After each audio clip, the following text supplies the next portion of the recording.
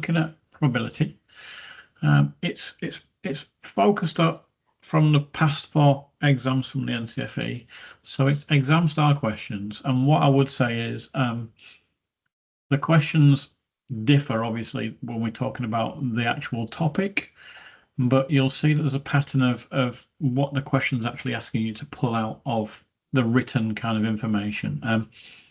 We had it the other week where we did about 4 or 5 scale questions, and it was asking us pretty much at the same scale on at least 3 of those 5 occasions. And so they do vary the questions as in what it's asking you or what it's telling you about, but quite often they're asking you to do the same thing. We did some questions. We finished off some questions yesterday where we were talking about fitting a little box into a big box. And so when we did it as a class, we looked at candles and how many candles fit in the big box. And then yesterday we looked at how many little tubs of ice cream fit in a big fit in a big freezer, and then how many shipping containers fit on the ship.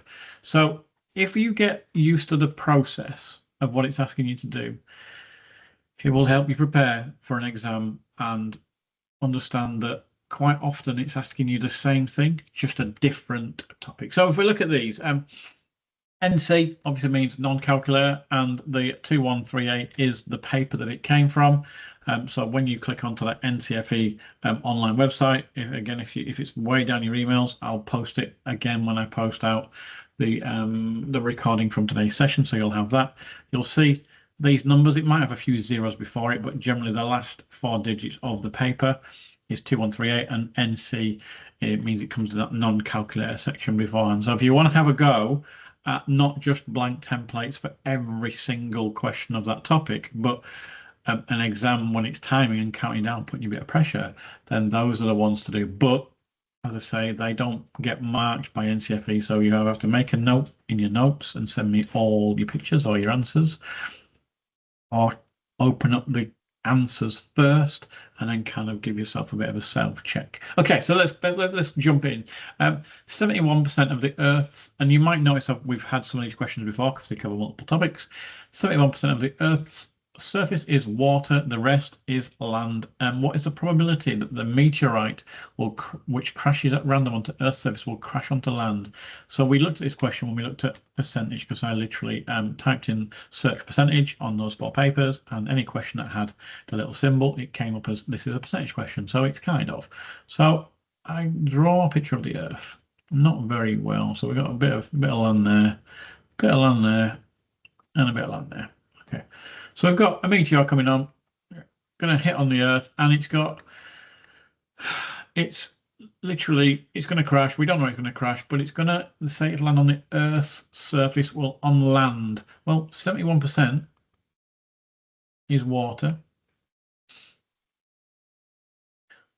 So it means that the other 29 is land, because add them both up, it has to equal 100%. When we're talking probability, it has to happen. It's going to happen. That's why it's asking you the question. It's just saying which option is it going to be. So if you're talking about, you might have seen when you've done an atom probability trees.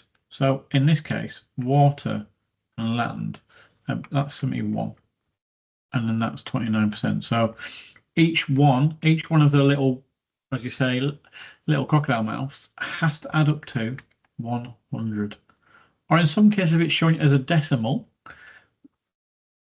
0.71 and then 0.29, they have to add up to 1. So whichever way you look at it, if it's showing it as percentages, they have to add up to 100. If it's showing you as a decimal, they have to add up to 1. If it's showing you as a fraction, it won't show you kind of like it's got 3/8 going that way and 6/13 that way. It won't show you 2 separate fractions. Okay, so it'll show you potentially it's got 3/8 that it's going to land on water, for example, and so we know that it's 5/8 for land. It has to again add up to 1 full one when we're talking about those 2 little pathways. So as you can see, we've got land as 29%. So what is the probability that it's going to land on land? It is 29%. 1 mark. No workings out required. If you wanted to say 100 take away 71 equals 29, absolutely you can do that, but you wouldn't get marked down for just writing 29 in the answer box and clicking next question. For a 2-point question, yeah, it wants to see something. But for a 1-pointer, it wants to see the answer. That is it. Marcus records the number of different holiday company bookings made by his client this month. What is the probability that a client chosen at random is a new client that booked a flight and a holiday? Give your answer as a decimal. And it's a calculator paper, so we're okay. It's a decimal, because if you remember how we work out a decimal, we need a top number. We divide it by a bottom number, and that equals our decimal. And the top number is here, and the bottom number is here. So it's a fraction. Okay, we've got two numbers that when divided by each other, they equal a decimal. And then remember, if we want a percentage, which we don't on this occasion, we times our decimal by 100, and that equals our percentage. So what are we looking for? A new client. So we're looking along this line here, and he wants a flight and a hotel. So we're looking down this line here. Where they cross is that one there. It's not 32 because they're returning clients, and it's none of these because they're flight and hotel only. So our top number is 19. We've got that. It tells us. So the bottom number, well, the bottom number is everybody that did a holiday booking last month or in 1 month. So we add all these numbers up. So we've got 18, we've got 30, 39, 49, 58, add another 32, we've got 90. Okay, so we don't need to change that to the simplest fraction. There's no need, because when we're allowed to use a calculator, we can simply get top number, and I do it every single time, especially when I'm doing like a bank of questions. I never get my calculator out really, because I always think, oh, it's non-calculator first, so I'm not allowed to use it. So we've got top number 90, and we've got the bottom number 90. Divide it into it, and we've got 0.2111111 forever. Okay, give your answer as a decimal. Well, I'm going to go just 2 decimal places, 0.21, because we know when it's on our calculator, there's ones right across the screen. We know it's recurring, so we can round it up to 0.21, and that's the final answer. There's no need to put anything else there. So yeah, when it comes to probability, now we've shown it as a percentage here, and now it's asked us for a decimal there. If it had asked for it as a fraction, that is absolutely enough. You do not, unless it says simplify it, there's no need. So with the probability, you're looking at the chances of something happening. So if there's 19 people that have booked hotel and flight and hotel, that's my 19 chances out of the full works. If it says simplify it, yes, we could have looked at that, but 19 is a prime number, so we can't divide that one, because that's also an even number, so we know 2 doesn't go into it. Does 19 go into 90? No. So that stays as it is. The fraction doesn't go any smaller. And we could, if we didn't know, we could try 90 divided by 19 to see if it really does go in, but it doesn't, so we're okay. Okay, Luigi sells milkshakes in different flavors. Customers can order any combination of chocolate, strawberry, or vanilla. The Venn diagram shows the number of milkshakes and their flavors that are sold in one day. Strawberry, vanilla, chocolate. What is the probability that a customer chosen at random ordered a milkshake, making my mouth water, that contains strawberry and vanilla? Give your answer as a decimal. So, and this is out of the 4 exams that I did the collective on, and the other 2 that were already on there. This is the only time I've ever seen a question about a Venn diagram. And the Venn diagrams are pretty easy. It's like we just looked at, well, we've got a table up there with 6 different numbers in. It's like that. We've got a table here, look, with lots of different numbers in. So if we're looking at, we have to have a combination of strawberry and vanilla. So that one doesn't count because it's only got vanilla. That one doesn't count because it's only got strawberry, and that one doesn't count because it's got chocolate. So we need strawberry and vanilla. So we've got 5. And also we've got these 2 here, these 3, sorry, here, because that's got strawberry and vanilla, but also it's got chocolate as well. But it doesn't say it can't have chocolate. It just says it has to have strawberry and vanilla in it. So we've got 8. We've got 8 as our top number that are saying are ice cream milkshakes that are containing strawberry and vanilla. So now we've got to do is add up all the rest. So we've got 8, add another 8 because that's 7 and 1, that's 16. Add another 6, that's 22. Add another 10, that's 32. So we've got 8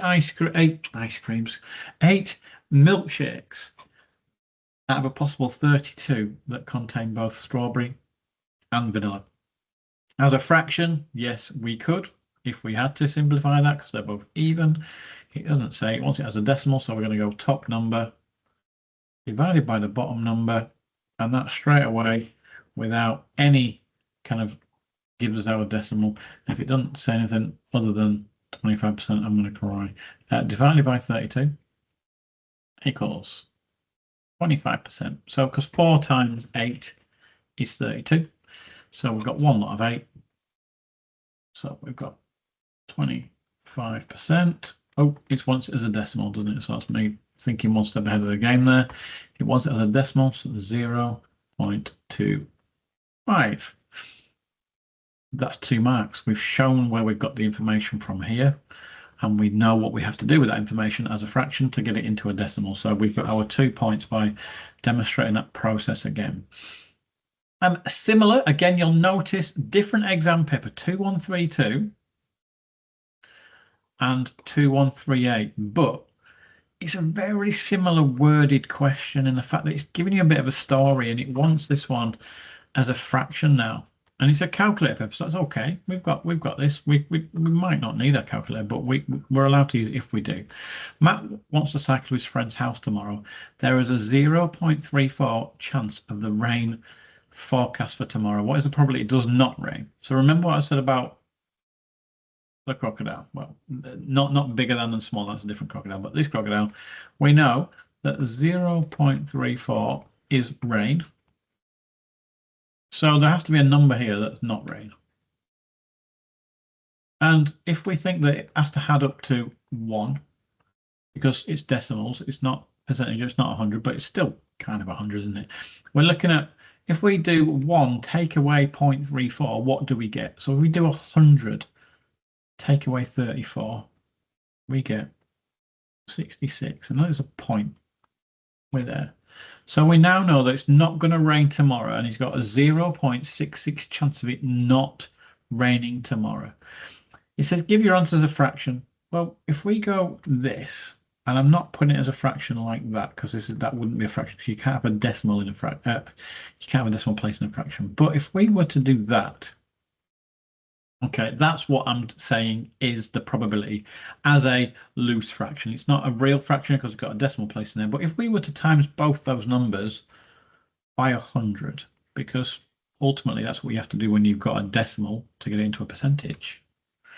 Okay, we can then say 66 chances in 100 that it's going to not rain tomorrow. So now we can work with that because it says as a fraction, okay?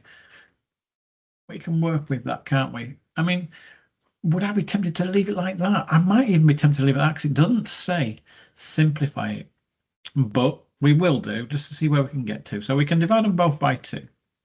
So 33 over 50. And looking at that, 11 and 3, 50. No, 17 is 3 times. 17 is 51 times. 17 times 3 is 51, so that doesn't go. So that's as low as it goes. But so I might be tempted to leave it like that. You wouldn't get marked down for putting it like that. And it doesn't say simplify, but we have done just once because you might think, well, that's my fraction. I can't have that as my fraction, so I need to make it into something bigger. If you'd have just times that by like 100 like we did, we would have got there. For the times by 10 you wouldn't have got there. So yeah, you could have got 33 out of 50 by looking at 0.66. You've just literally half those two numbers, haven't you? You've half that and half that, and then you've times it by 100 to get to 33 out of 50. But either would be correct. They wouldn't mark you down on either one. So you can see that for the, I mean, that's a 2-pointer. For the 1s and 2 pointers, they're not asking you to do a massive amount of maths. They're asking you to pull some information out and look at the missing number. We're finding a missing value, basically. A 1 marker again. So Marco holds an event to celebrate the results of some of his students. The table shows the number of students and the subjects they studied. Marco chooses one student at random. What is the probability that a student studied both biology and earth science? So this one reminds me, not exactly, but very similar to this one. We've got the little table and we've got to work along and look at where they cross. And it was 2 marks as well last time. So if we do it the same here. So Marco chooses one student at random. What is the probability that the student studied both biology? Okay, so we're going down this one. And earth science. So we're going along that one. So there we go. We've got studied earth science and biology is 12. And we've got how many others? So we've got 12, add 7, that's 19. Add another 9, that's 28. Add another 4, that's 32. I mean, it doesn't say. It's 1 mark. I'm happy with my answer there. I don't need to divide them both by 4. I don't have to. But if you wanted to, or you can divide it by 2 first, sorry, which will be 6. 6/16, and then we can divide it by 2 again, and so that'll be 3/8. But you don't need to. It doesn't say simplify it, and I know I can see there's 12 students out of a whole class of 32 that did both. So 12 over 32 for a 1 mark question is enough. It is enough. There's no need to make it any smaller.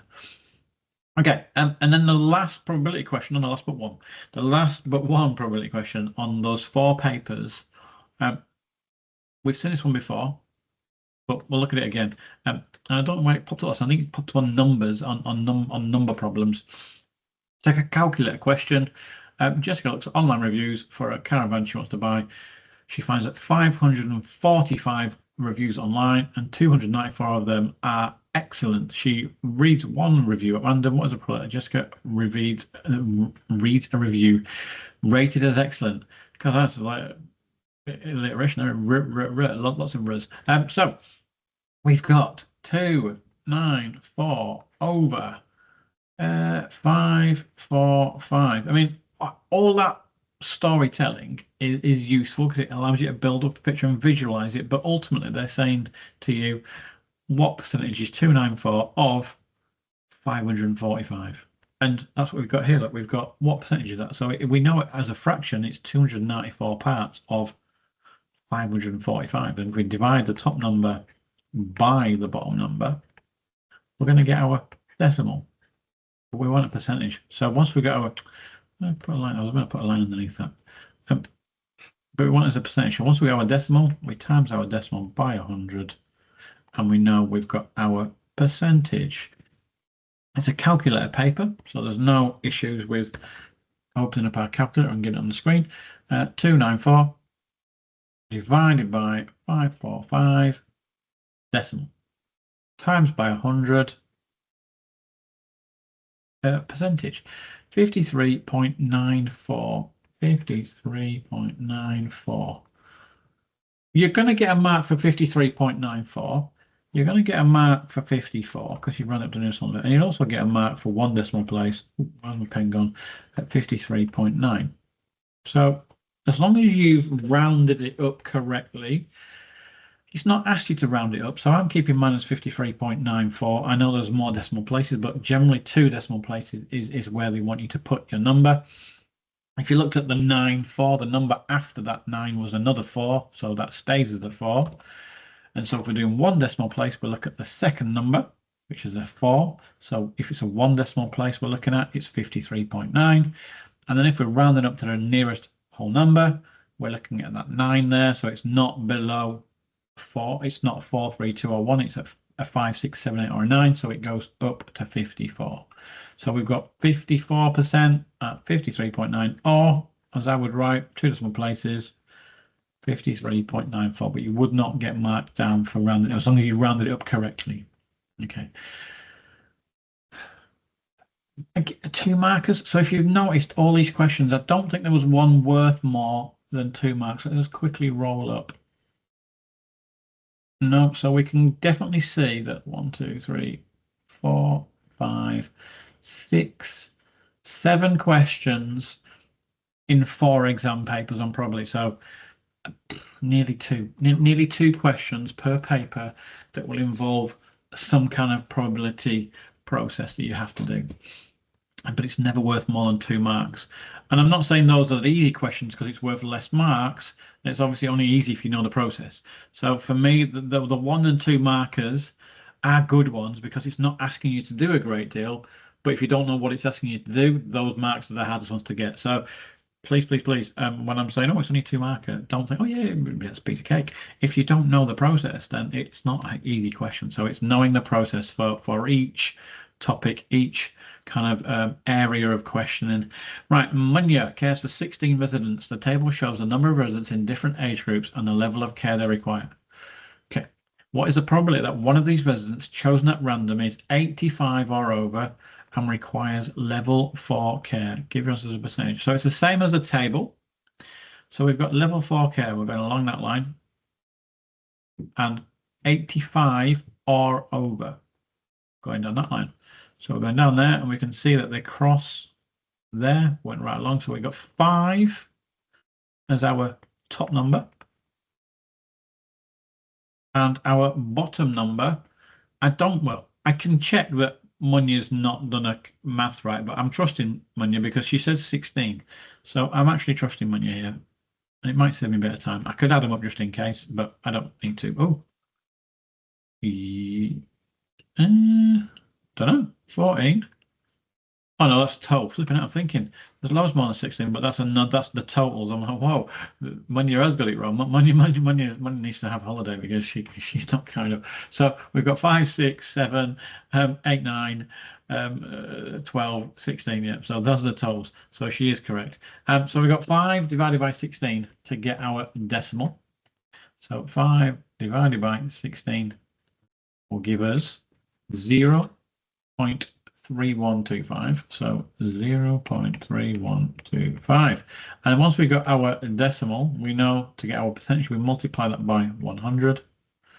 And so if we do need a calculator, crack on and do it. If we don't, we can know that we just bounce the decimal place 2 places to the right. So that becomes 31.25%. And that's all of the probability questions. But what I did say is that because there wasn't that many, we'll look at also one other topic. And I'm sure I said that one would be angles and shapes. So let's get angles and shapes as well. Copy, because I think this one's quite a short one as well. And then we can have covered 2 topics, but because there's not many questions, you can kind of see the big ones. The big topics are percentages, fractions, because they're incorporated in so many different questions, averages. So for me, if I'm focusing on any topics that I really want to nail, I'm looking at those percentages, those fractions, those averages, because ultimately it might not be a question saying, da-da, this is a fraction, but they're always blended in, they're always embedded, and you think, whoa, is it asking me to do something? And it generally is more than one step when it comes to a fraction question. Right, we've got a few here. That's me drawing. I think they're all me drawing. Well, not all, but a few me drawing, so I'll make them a little bit bigger. Okay, so let's coordinates. We had to go at that one the other day. Oh, got to draw. Oh, so we've got a few of me drawing here, so I might test my freehand skills, but let's have a look. Calculate question. 2 points. Angles and shapes. Eric is a groundsman for Athletics Club. He needs to set up a layout for a shot put event. The layout needs to be symmetrical. Whatever we see on one side, we see on the other side. It's the mirror image of what you see. So if you're looking at that, we're going to draw, if we were to draw a line right at the middle, yeah, whatever's that side is the same as that side. So if you think about angles in a triangle, okay, all 3 corners add up to 180. If you think angles on a flat line, notice what we've got, a flat line. Angles on a flat line add up to 180. If we've got a circle where we're having to draw a pie chart or anything like that, angles in a circle, oh, I need to go 180, 360. Gosh, what am I doing? Because I've written it there, I was copying off myself. 360 and angles in a four-sided shape, whether it be a rectangle or a square. Oh, it's corrected me there nicely. 360. So we've got a problem here where it's asking us to find out an angle, A and A, but A and B. And we know that the full angle here is 34.92. And we know that all the way around is 180. So if we go 180, which is a full angle right round, take away, that's a rubbish arrow, isn't it? Take away what we've already got. We're going to have an amount, okay? And that amount is both A's put together. So we're allowed to use a calculator because it's calculator paper. If we didn't, we'd be okay. We could do that. Take away 34.92. Our chunks on either side have a total of 145.08. Well, we've got 2 and it has to be exactly the same because it says it's symmetrical. So we're just going to divide our number by 2. That's what we want 2 equal pieces. Take away 1, 4. Oh, what am I doing here? 1, 4. Let's put the number in again. 145 divided by 2. Okay, 72.54. 72.54. If you were looking at like literally symmetry and you thought, well, that's got to be a right angle, so I'm going to do 90. I'm going to half that number first, so that'll be 17.446. Well, then I'll take 90. I get 17 take away 90 take away 17.46. You're still going to get that answer. So it's a case of just understanding that a flat line all the way around is 180. It's easy to work from that. And rather than say, oh, well, if half of it's 90, then I get half that first, and then I'll take it from 90. Use the whole angle you've got there. It's 180 because both angles are the same, A and A. Okay, let's scroll down. So I've got a drawing one, and I've done this one before in a question where I said to you a mistake that a learner had made.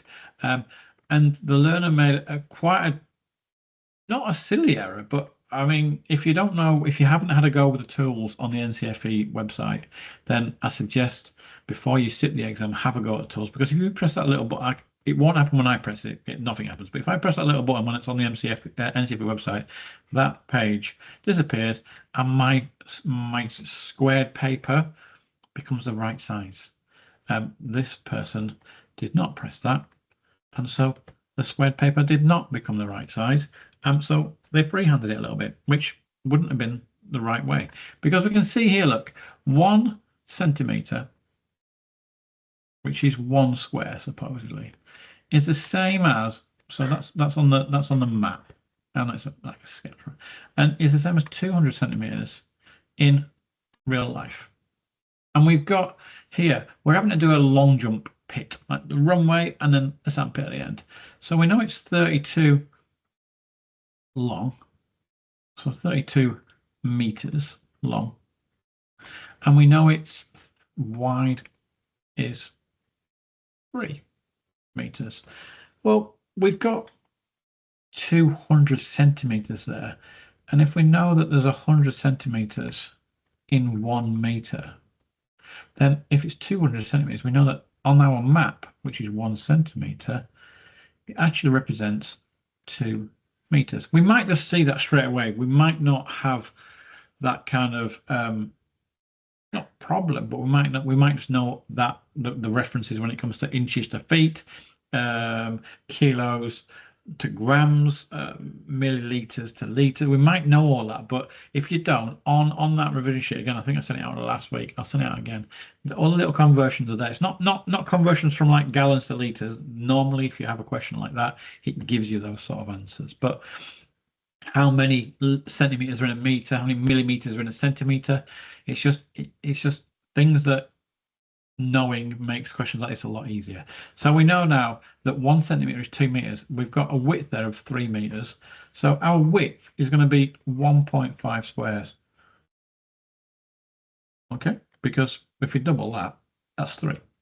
And that's what it is here. Look, 1 centimetre is 2. And then our runway, if we're going to say that, it's going to be 16 squares. Because if we double 16, it's 32. And if we half 32, it's 16. But there's another question on here as well. It's saying it has to be 10 meters away from the running track. So 10 meters away. So we know it's 10 meters. Well, we know that each square represents 2 meters. So it's going to be 5 squares. Okay. So we've got 5 squares away. So we're going to count on our, and when you've got the exam open, click on this tool. Obviously, it doesn't work for me because it's not an exam. 1, 2, 3, 4, 5. I'm starting here.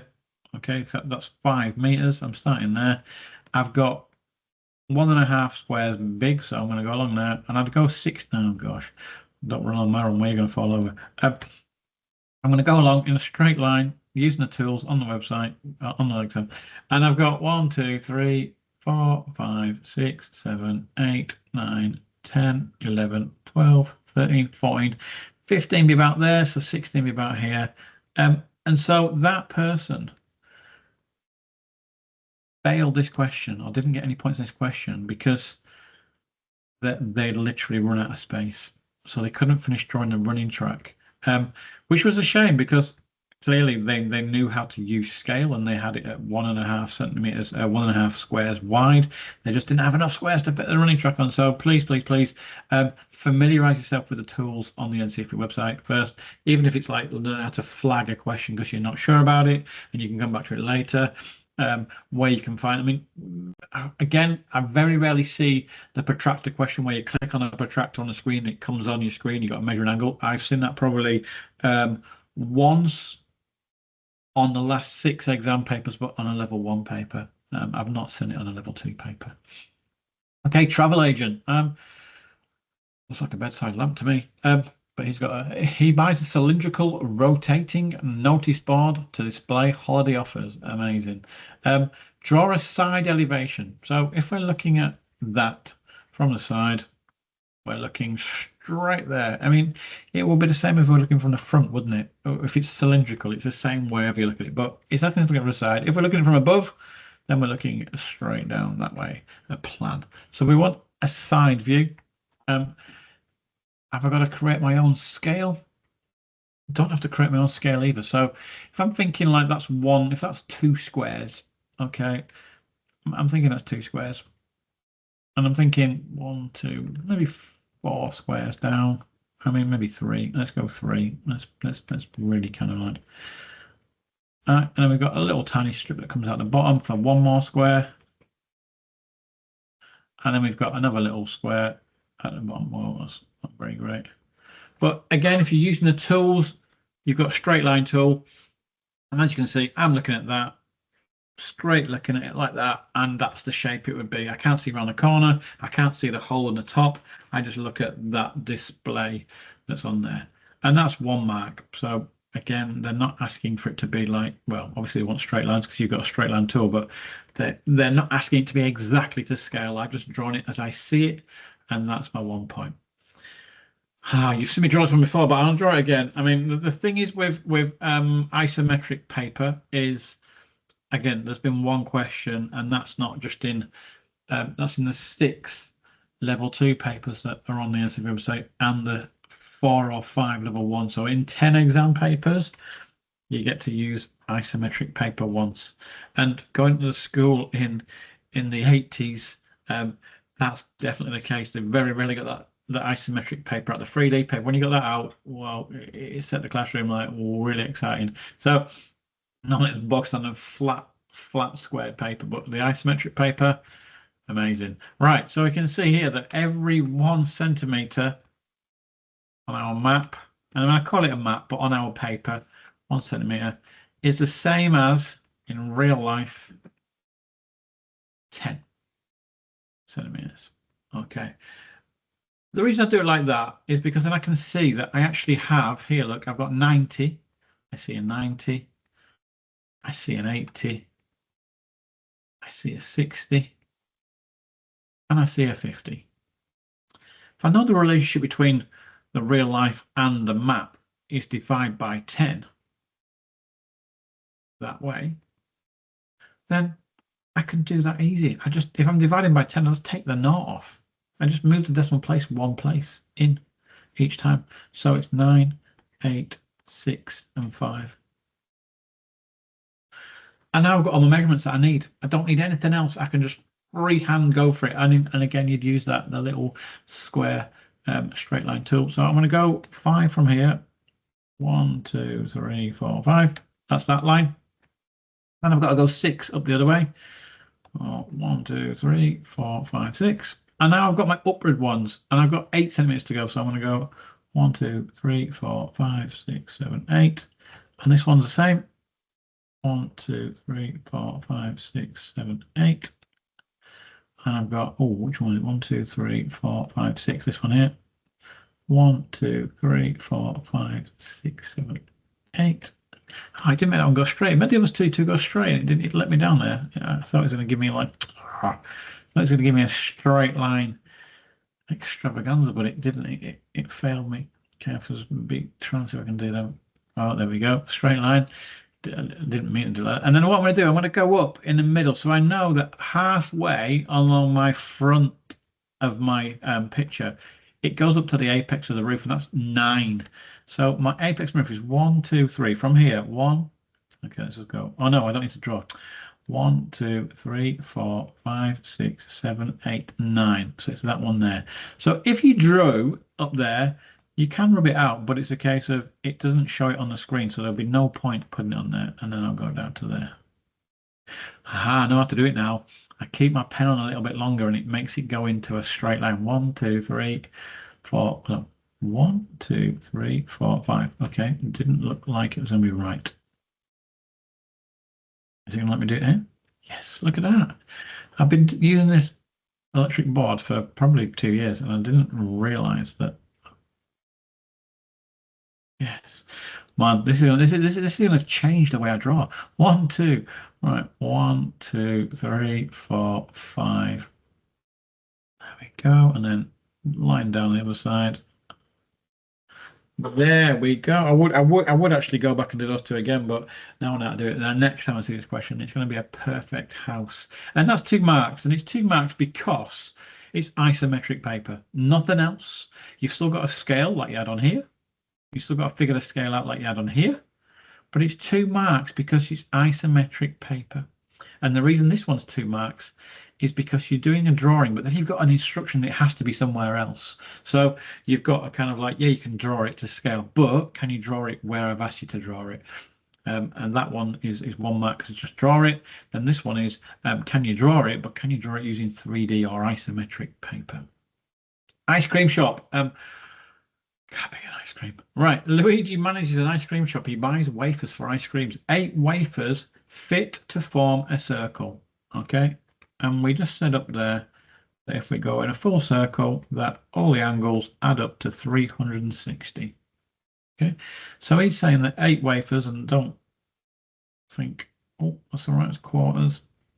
We're okay there, and then we're going to go across. No, okay. We've got a wobbly wheel. But we've got 8 wafers in our 360-degree circle. So we're going to go 360 divided by 8. It's a calculator paper. So if you want to have a go and say it in your head, that's absolutely fine.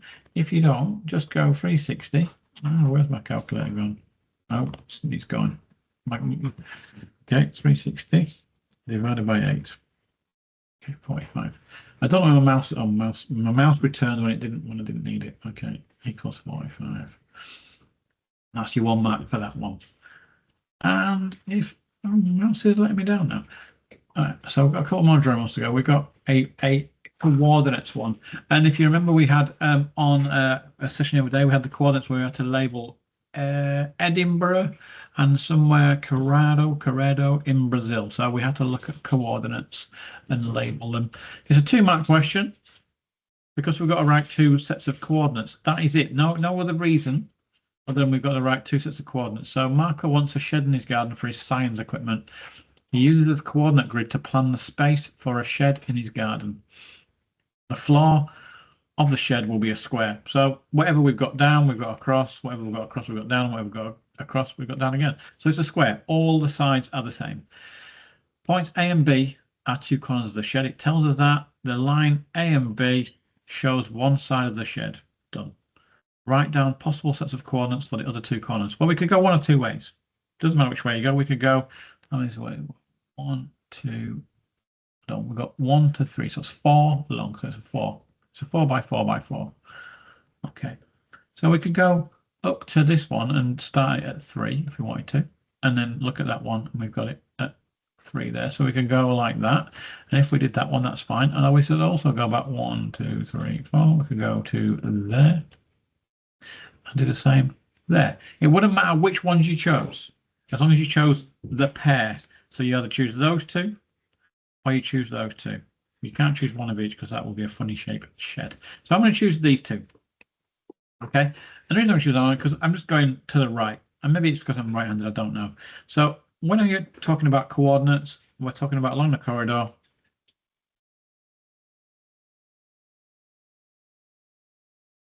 And up the stairs. And the reason I remember it like that is because sometimes the axes are not labeled. These ones are, so that's okay because we can see the x-axis is along, and then it's the y-axis, and x comes before y. So that's pretty easy to remember it that way. But when the labels aren't, when the axes aren't labeled, along the corridor, flat line, up the stairs, dead simple to remember. So we've got along the corridor for this one. Along the corridor is 3. And up the stairs, well, it's actually down the stairs in this one, so it's -3. So that's okay. It's up or down. It's basically the up and down axes. And then this number, we've got along, we've got 3 again. And then upstairs, it's a 1. So we've got 2 marks for writing 2 coordinates. And then another drawing. Oh gosh, draw. Oh, so this one's well, it's 2 marks because I've got to draw a plan and. Sorry, I want to make it a little bit bigger, not because I need to kind of make my drawing any better, but draw a plan view. So we're looking from above. We're looking from above, and I'm going to do my plan here, and it doesn't say about scale, so it's just looking for the shape they want. So I want to break it down like that. And it's not made my. I thought it might make my my line straight. I need to hold it. No, it's not there right now. I did think it. Oh, did that one right. And then I can see it goes to a point at the front, so I'm going to go like that. Okay. Right, I'm looking from above, and I now see that it's got some sort of, I don't know, where the captain sits.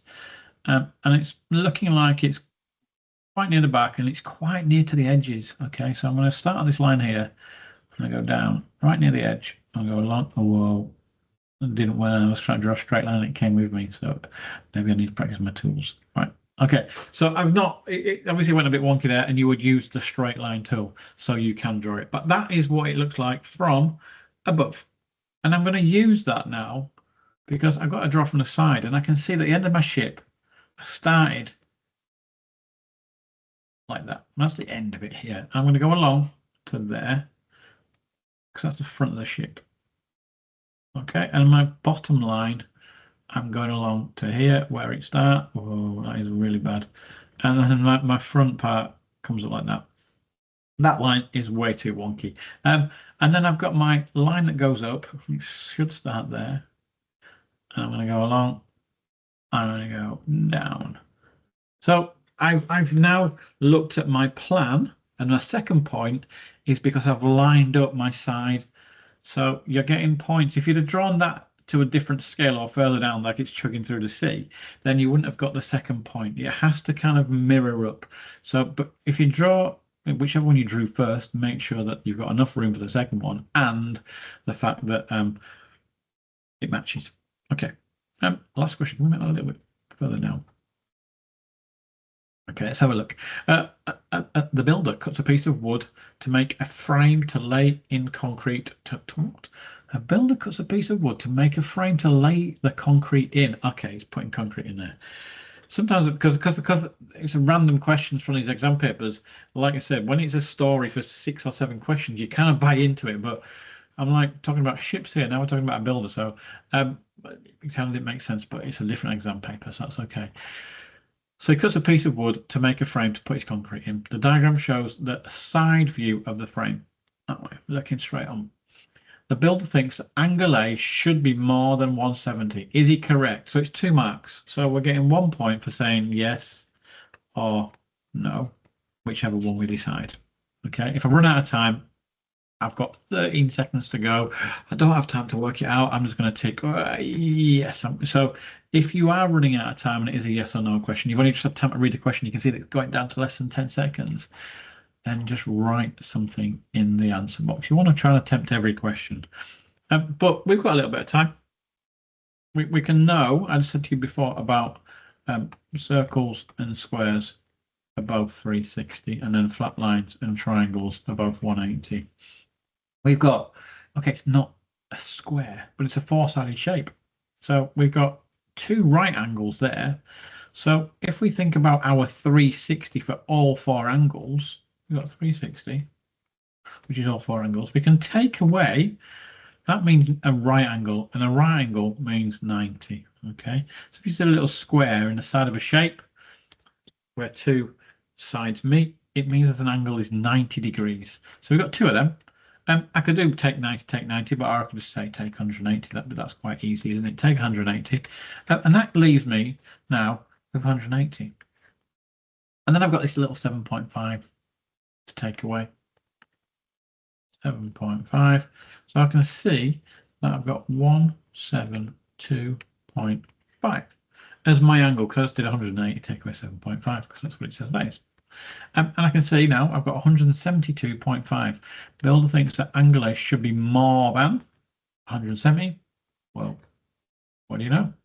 172.5 is bigger than 170. So yes, on this occasion, Bob, the builder, is correct. And that they're all the questions that, and again, I don't want to say the easy marks, but drawing questions, if you understand scale, that they're good questions to get those 1 and 2 points in that bank, building up those kind of numbers, heading towards 37 out of 60. And likewise with the other topic, where we're talking about probability, we've got 1s and 2s. And again, if there's 2 questions on each paper, for example, that are worth 2 points about probability, that's 4 points. And what was on the other one? How many do we have of these ones? We had 4 exam papers, and we've got 1, 2, 3, 4, 5, 6, 7, 8. Again, 4 exam papers, 8 questions too. So again, another potentially 4 points. So by again looking at those little wins of probability and angles and shapes, we could have 8 points. And if you have 8 points, that's only 29 to go, because you need 37 to pass. If you get 59 out of 60, absolutely amazing. If you get 60 out of 60, then wow, you're probably going to spark an NCFE investigation. But ultimately, 37 is the number that we would consider being that break-even number, that pass mark. If you get 36, unfortunately, you don't pass. 37 tends to be the pass mark, and that's across both papers. So if you absolutely smash non-calc and get 15 out of 15, then if you think about 15 take away from 60, that's 45 left on the second half, but then 37 take away 15, it's only 22. So you only need 22 out of 45 for that second chunk of calculator paper. So it works both ways. Quite often people say, oh, that the non-calculator bit was really difficult, Steve. And then obviously when you get your result, it doesn't tell me where the results came from.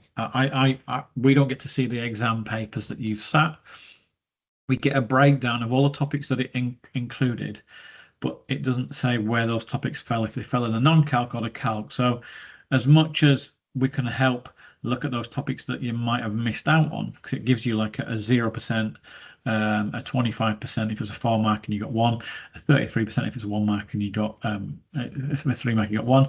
So it goes up like that. And we can only see the areas where you got that percentage. So it's kind of up to you when we sit together and look at, you know, if you referred, remembering which questions it was, and we kind of work it out that way. But fingers crossed, we won't need to look at referrals. We just look at, yes, I've smashed it. I've done it.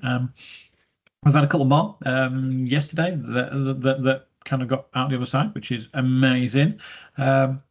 It's just having a go at an exam.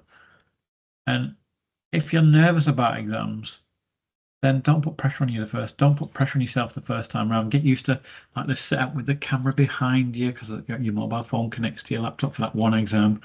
Make sure you've got plenty of charge in your camera, so it doesn't die halfway through your exam. Make sure your laptop's plugged in, the camera works, and again, you've got plenty of charge in your laptop. You do all the checks that NCFE send you, and yes, it can hear my voice, yes, it can do this, and we're good to go. You get a little code on your email, you type in the code, and the exam becomes live. Once it becomes live, you're in. If the door rings, forget it. Amazon can wait. It's a case of, obviously, if there's a fire, get out. But when it comes to kind of like the exam conditions, even if you've got your phone, well, not your phone, your calculator, because it has to be a calculator next to you, do not touch it when it's calc. The non-calc. They watch the recordings of these videos. We've had somebody 2 days ago, they had a full investigation because they had the AirPods in and they didn't pass.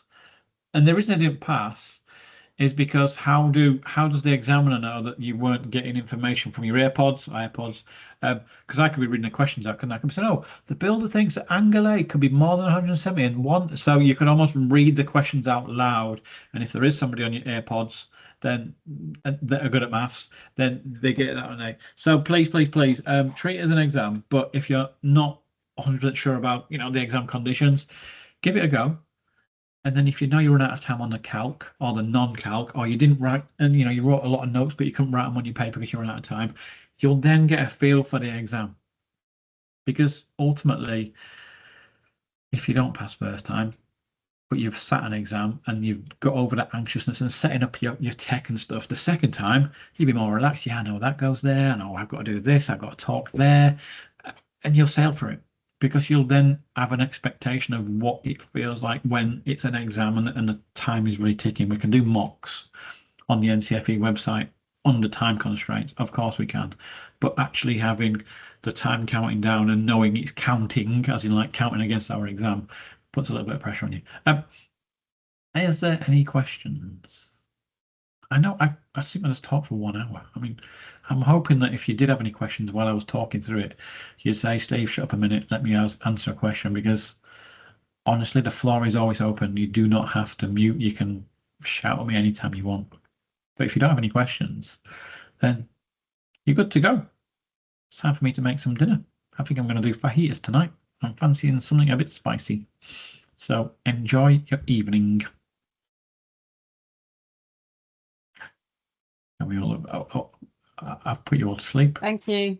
That's Thank you. okay. Thank you. Thanks. Bye. Bye. Bye-bye. Oh, see you.